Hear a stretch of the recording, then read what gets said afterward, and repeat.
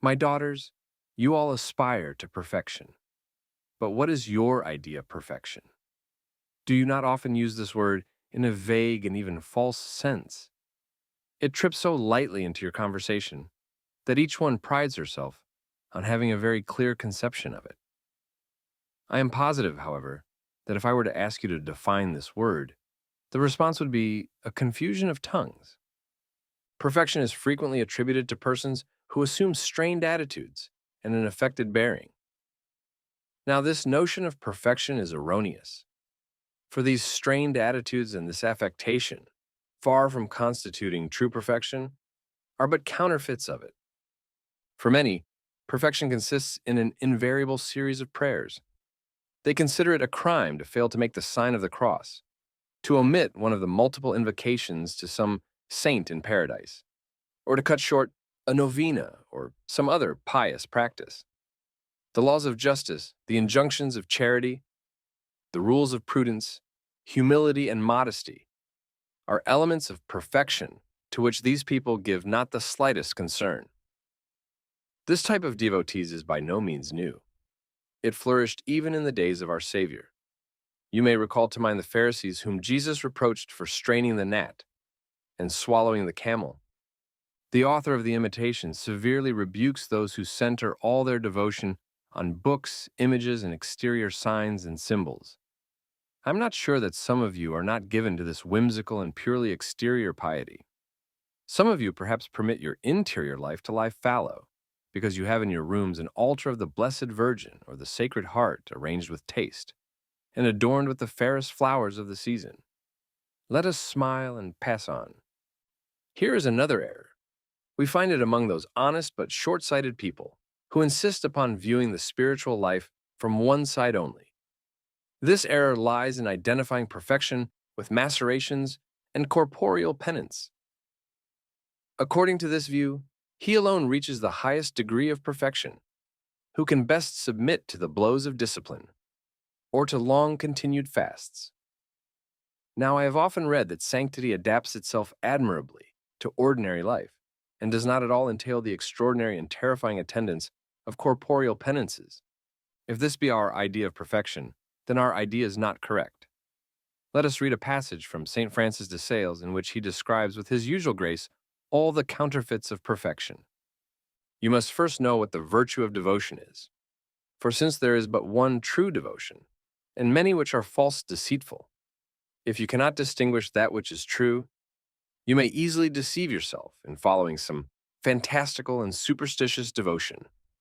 As Aurelius painted all the faces of his pictures to the resemblance of the woman he loved, so everyone paints devotion according to his own passion and fancy. He that is addicted to fasting thinks himself very devout if he fasts, though his heart be at the same time filled with rancor, and scrupling to moisten his tongue with wine, or even with water through sobriety. He makes no difficulty to drink deep of his neighbor's blood, as it were, by detraction and calumny. Another considers himself devout, because he recites daily a multitude of prayers, though immediately afterwards he utters the most disagreeable, arrogant, and injurious words amongst his domestics and neighbors. Another cheerfully draws money out of his purse to relieve the poor, but cannot draw meekness out of his heart to forgive his enemies. Another readily forgives his enemies, but never satisfies his creditors except by constraint. These may be esteemed devout by some, but in reality they are by no means so. When Saul's servants sought David in his house, Michal, laying a statue in his bed and covering it with his clothes, made them believe it was David himself.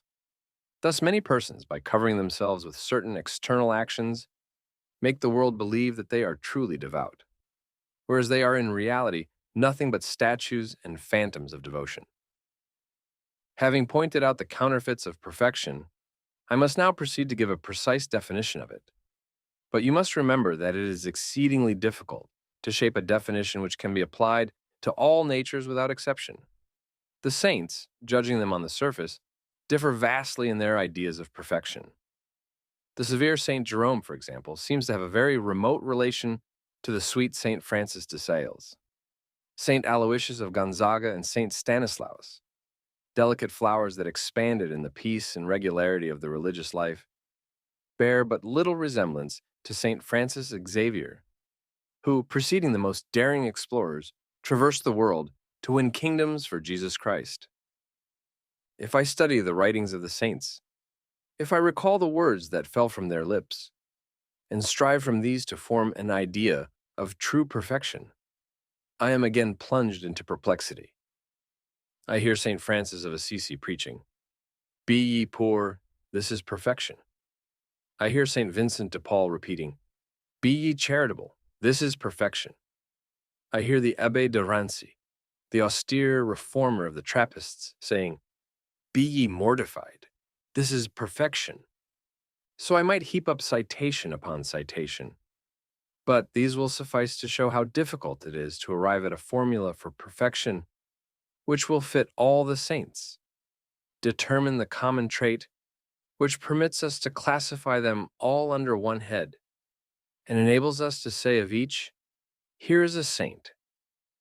My daughters, I trust that the definition of perfection which I shall give will sink deeply into your hearts. Perfection is accomplishing the will of God in the constant and generous fashion. That person, then, is perfect, who does at every instant what God wishes. Ask her at any moment what she is doing, and she will always respond, "That which God wishes." If a response other than that be obtained from her, for example, "I am doing what pleases myself or some other creature," then you have the right to say, "This person is not perfect." Do you ask for an example of a perfect woman?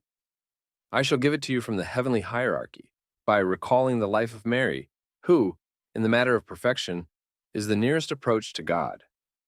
She it is whom I charge to prove my thesis in such a way that you will be clearly persuaded that sanctity does not at all consist in splendor or magnificence or the glitter of exterior things, but rather in an interior principle which animates the most ordinary actions and communicates to them an almost inestimable value. Consider for a moment the life of Mary. What do you find rare or extraordinary in that life? It was the life of a plain Judean woman in the century of Augustus. It was spent in the monotony of the most commonplace occupations. We see Mary as a child growing up pious and pure under her mother's care. We see her as a young maiden, espousing a workman. We see her as a mother watching over her slumbering infant. We see her as a housewife, preparing food for the husband and the son returning from their labors. Yet this woman is holy, incomparably holier than all the saints taken together, holy with a holiness before which all other holiness pales, as the light of the stars pales when the sun rises above the horizon. I challenge anyone to find another explanation of Mary's sanctity than this. Mary was accomplishing the will of God at every moment of her life, and the perfect love with which she accomplished that will constituted the measure of her sanctity. Moreover, this rule can be applied to all the saints. Do not invoke the name of Francis Xavier because he won kingdoms for Jesus Christ. Do not invoke the name of Saint Vincent de Paul because he gathered all the wretched under the folds of his robe. Do not invoke the name of Saint John Baptist de La Salle because he permitted his love for children to develop into heroism. If Saint Francis had baptized the Japanese and the Indians without the command of God, he would not be holy.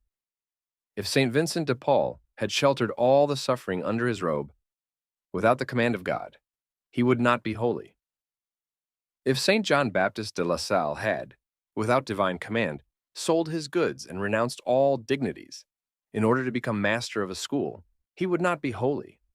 It was the will of God realized by them and accomplished in them that made these men saints. Thus understood, perfection no longer appears to us as the privilege of the few. There are not professions to which it is allied to the exclusion of other professions. There are no countries to which it adapts itself to the exclusion of other countries. It is for all times, for all countries, and for all states and professions. Whatever may be your station in life, whether you were born of poor parents like our Savior, or whether you spring from a family where ease and even opulence reigns, it matters little. Remember that perfection can and ought to harmonize with every state and condition.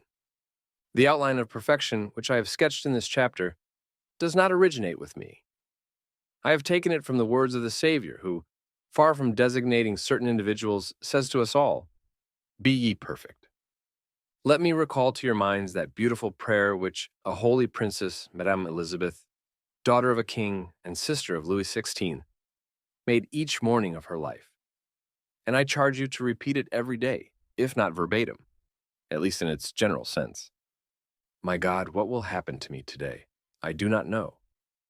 But I do know that nothing will happen to me which thou hast not foreseen and ordained for my greater good. I accept then thy thrice holy will. I submit myself to it and desire to delight in it, despite all the revolts of my reason and the repugnances of my nature. Thank you for listening to Chapter 1 of Counsels of Perfection for Christian Mothers. If this book resonated with you, I'm pleased to share that the complete audiobook is nearly finished. Your support, even just the equivalent of a cup of coffee, would be a tremendous blessing in helping to bring this entire work to life. If you feel called to contribute, you can find links to Patreon and Buy Me a Coffee in the description down below. May God bless you and your family.